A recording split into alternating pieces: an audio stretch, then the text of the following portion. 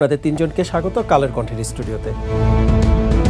সত্য প্রকাশে কখনো আপোষ করবে না কালের কণ্ঠ, সংবাদ পরিবেশনে সবসময় নিরপেক্ষতা বজায় রেখে যাবে, এমনটাই জানালেন কালের কণ্ঠের নির্বাহী সম্পাদক হায়দার আলী। কালের কণ্ঠ ডিজিটালের জনপ্রিয় টকশো কালের সংলাপের 50 পর্ব উদযাপন উপলক্ষে এক অনাড়ম্বর অনুষ্ঠানে তিনি একথা বলেন। কালের কণ্ঠের নির্বাহী সম্পাদক প্রতিষ্ঠানটির কর্মীদের উদ্দেশ্যে বলেন, সত্য ও বস্তুনিষ্ঠ সংবাদ প্রকাশের কারণে বিভিন্ন সময় নানা মহল থেকে চাপ সৃষ্টি করা হলেও কখনো মাথা নত করেনি পাঠকপ্রিয় কালের কণ্ঠ। তোমরা ভালো করতেছে বলেই কালের কণ্ঠ ভালো করতেছে। কালের কণ্ঠ কালের সংলাপের 50 পর্ব উদযাপন উপলক্ষে কেক কাটা হয় অনুষ্ঠানে।